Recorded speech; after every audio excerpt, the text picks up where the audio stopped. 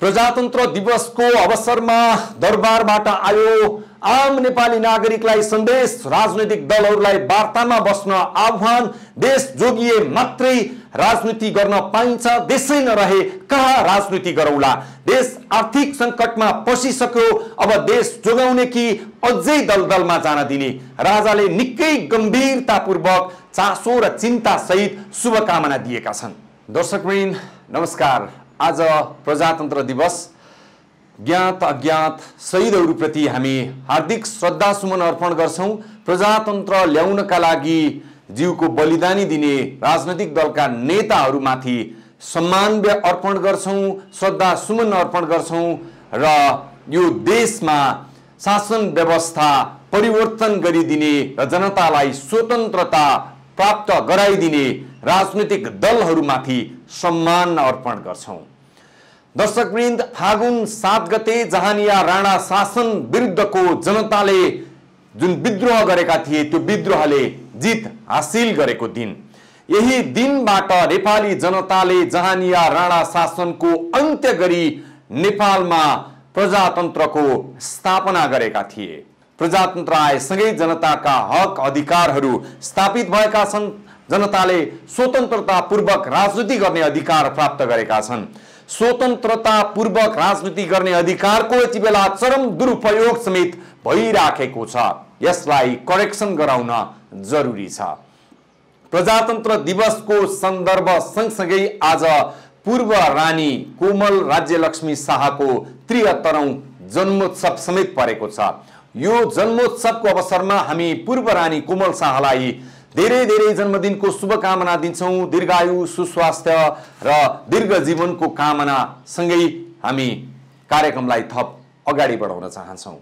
राष्ट्रिय प्रजातन्त्र दिवसको सन्दर्भमा पूर्व राजा ज्ञानेन्द्र शाहले देशवासी नागरिकहरूलाई सम्बोधन गर्दै एउटा शुभकामना सन्देश सार्वजनिक गर्नुभएको छ। उहाँले सार्वजनिक गर्नुभएको शुभकामना सन्देशमा देशको वर्तमान राजनीतिक, सांस्कृतिक र वर्तमान अवस्थालाई संकेत गर्दै आफ्ना भनाइहरू उहाँले सार्वजनिक गर्नुभएको छ।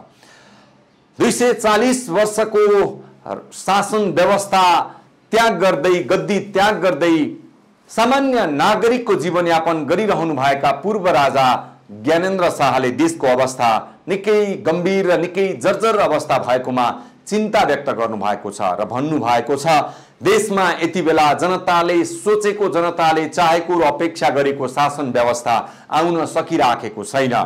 चरम भ्रष्टाचार बढिरहेको छ। चरम त्यस्तै गरी विकृति विसङ्गतिले चरम रूप लिएको छ। राजाले चिन्ता व्यक्त गर्नुभएको छ र समग्रमा उहाँको विज्ञप्तिमा के चीज उल्लेख गरिएको छ सुनाउँछु। अब 73औं प्रजातन्त्र दिवसको अवसरमा पूर्व राजा ज्ञानेन्द्र शाहबाट जारी गरिएको शुभकामना सन्देश। नेपाली दाजुभाइ तथा दिदीबहिनीहरू, प्रजातन्त्र दिवसको सन्दर्भमा हामी प्रजातन्त्रका उत्प्रेरक हाम्रा पूज्य जिजुबुबा राष्ट्रपिता श्री 5 त्रिभुवन सहित प्रजातन्त्रका निम्ति त्याग, उत्सर्ग र योगदान गर्ने सबैको संस्मरण गर्न चाहन्छौं। जनचाहना बमोजिम राज संस्थाले गद्दी दाउमा राखेर प्रजातन्त्रका लागि जनतासँग हातेमालो गरेको 8औं दशक पूरा भएको छ। यसका सबल र सुधार गर्नुपर्ने पक्ष र समीक्षाका साथै ऐतिहासिक क्षणको विस्तारित एवं यथार्थपरक संस्मरण नयाँ पुस्ताको ज्ञान र प्रेरणाका लागि आवश्यक भइसकेको छ, उहाँको शुभकामना सन्देशमा लेखिएको छ। बडा महाराज धिराज श्री 5 पृथ्वीनारायण शाहदेखि आजको समयावधिसम्म हेर्दा नेपालको राज परम्परा सदा नै लोकसम्मत, प्रजातान्त्रिक र युग अनुकूल, जनहितकारी, विकासमुखी रहिआएको थियो। नेपाल एकीकरणको झण्डै 240 वर्षपछि हामीबाट शासकीय सत्ता रूपी जनताको नासो जनतालाई नै बुझाएका थियौं। विविधतापूर्ण नेपाल अधिराज्यलाई थप प्रतिस्पर्धामूलक, प्रतिनिधिमूलक र समावेशी बनाउने प्रयासको विस्तार स्वागतयोग्य भए पनि अहिले कुशासन, भ्रष्टाचार, निराश लाग्दो आर्थिक शिथिलता र सामाजिक विग्रहको चपेटामा नेपाल फसेको छ। मुख्य उहाँको शुभकामना सन्देशको मुख्य अंश नै यही रहेको छ।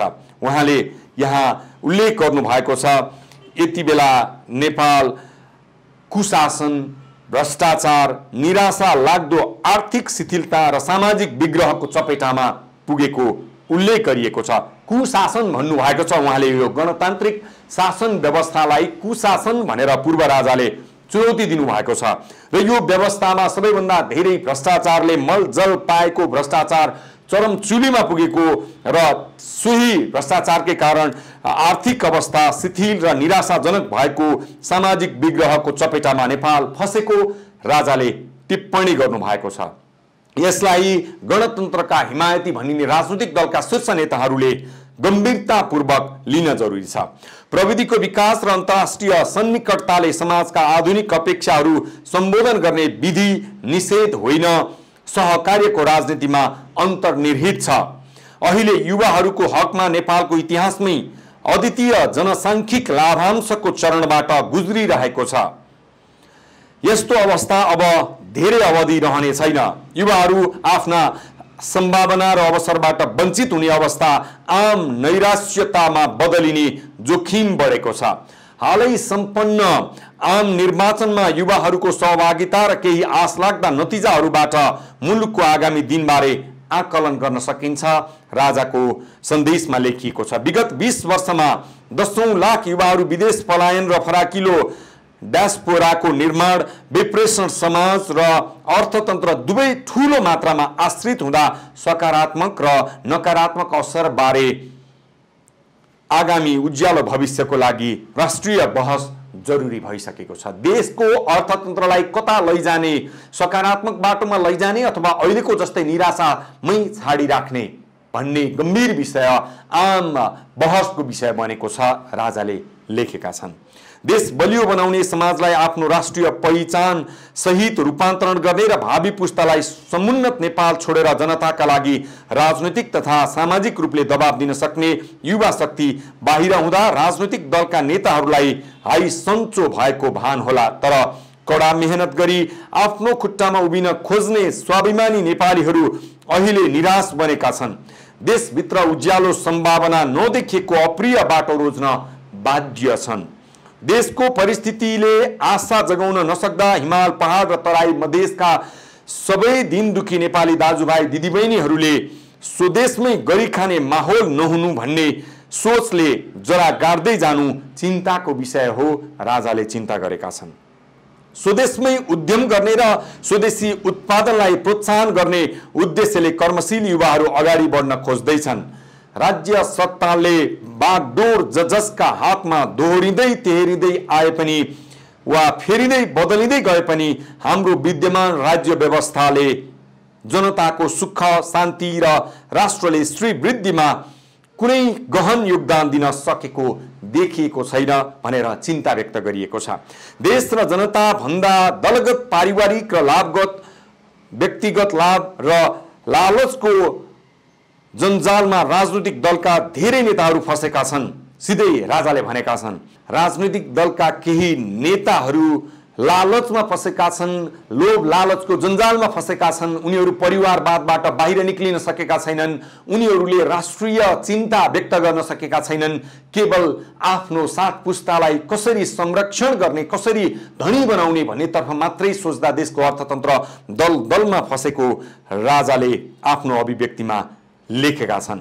तिनका धेरै कार्यकर्ताहरूमा राजनीतिक छत्रछाया नभई जीवनमा केही हासिल गर्न सकिँदैन भन्ने मनोभाव विकसित भएको राजाको यो विज्ञप्तिमा लेखिएको छ। प्रश्न गर्न नसक्दा र नपाउँदा दलहरूको आन्तरिक सुधार एवं विकल्पको गुन्जाइस नदेखिएको आवाज समाजमा उजागर भएको छ। दलहरूले नेपालको निम्न एवं मध्यम वर्गको मुद्दामा मौन रहने प्रवृत्ति बढाएका छन्। शासकीय उत्तरदायित्व र गाम्भीर्यको कमी देशभित्रका सवालमा मात्र होइन, परराष्ट्र सम्बन्धमा पनि देखिन थालेको छ। नेपाली राजनीतिज्ञहरूको छिमेकी देशहरूलाई हेर्ने दृष्टिकोणमा समेत परिवर्तन आएको छ। उनीहरूले विदेशीसँगको सम्बन्धलाई मजबुत बनाउने भन्दा पनि आफूसँग सम्बन्धित विषयमा मात्रै गिभ एन्ड टेकमा केन्द्रित रहिरहँदा देशको परराष्ट्र नीतिको अभ्यास गम्भीर विषयमा पुगेको, गम्भीर मोडमा पुगेको यो विज्ञप्तिमा लेखिएको छ। नेपालको अत्यधिक बहुसंख्यक जनताले चाहेको निर्णय स्वीकार्ने हाम्रो वंशको परम्परा र संस्कार हो। शोकाकुल अवस्थाको अत्यन्तै प्रतिकूल पलहरूमा पनि हामीले संयमता र देशभक्ति गुमाएनौं र देश छोडेर पनि गएनौं। उहाँले भन्नुभएको छ राज संस्था फालिएको अवस्थामा पनि हामी संयम भएर मौनताका साथ यही देशमा आफ्नो प्राण त्याग गर्ने उद्देश्यका साथ हामी बस्यौं।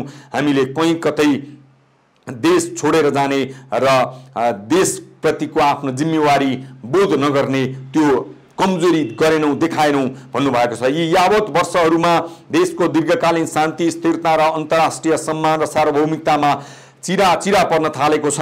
अब यो देश जोगाउन प्रजातन्त्रको लागि अपरिहार्य राजनैतिक दलहरू र लामो समय देशभक्तिपूर्ण राजनैतिक विरासत बोकेको राज संस्था आएर आपसी विश्वासका साथ सहकार्यको विलम्ब गर्नु हुँदैन भनेर भन्नुभएको छ। उहाँले राज संस्था, इतिहास बोकेको राज संस्था, गौरवशाली राज संस्था र राजनीतिक दल जो प्रजातन्त्रका हिमायती हुन् उनीहरू बीचको सहमति, सहकार्य र एकता आन्तरिक छलफलबाटै एउटा निष्कर्षमा पुग्नु पर्ने भनेर राजनैतिक सहमतिका लागि एउटा प्रस्ताव समेत पूर्व राजा ज्ञानेन्द्र शाहले जारी गर्नुभएको यो शुभकामना सन्देशमा लेखिएको छ। अन्तमा लेखिएको छ यस वर्ष यो प्रजातन्त्र दिवस मनाउँदै गर्दा नयाँ पहलको प्रण गर्दै नेपालको प्रजातन्त्रलाई थप उन्नत र सार्थक बनाऊं।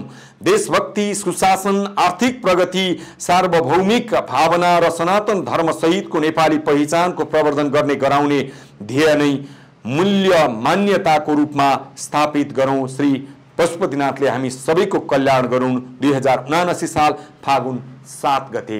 यसरी पूर्व राजा ज्ञानेन्द्र शाहले प्रजातन्त्र दिवसको अवसरमा आम नेपाली नागरिकलाई मात्रै अपील गरेनन्, राजनैतिक दलका नेताहरूलाई समेत अब देशभक्तिको भावनाका साथ देश नै सबैको मुटु हो, देश नै सबैको प्राण हो भन्ने भावना बोकेर देशलाई जोगाउनका लागि कि कुनै राजनीतिक दल नभनी सबै एकै ठाउँमा बसेर छलफल गरौं, सहमति गरौं र अगाडि बढौं, देश जोगाउँ। देश जोगिए मात्रै हामी जोगिने हो। देशलाई संकट पर्दा राजावादी, गणतन्त्रवादी, नेतावादी अथवा कुनै वादी भनेर देश जोगिनेवाला छैन भनेर उहाँले गम्भीर सन्देश दिनुभएको छ।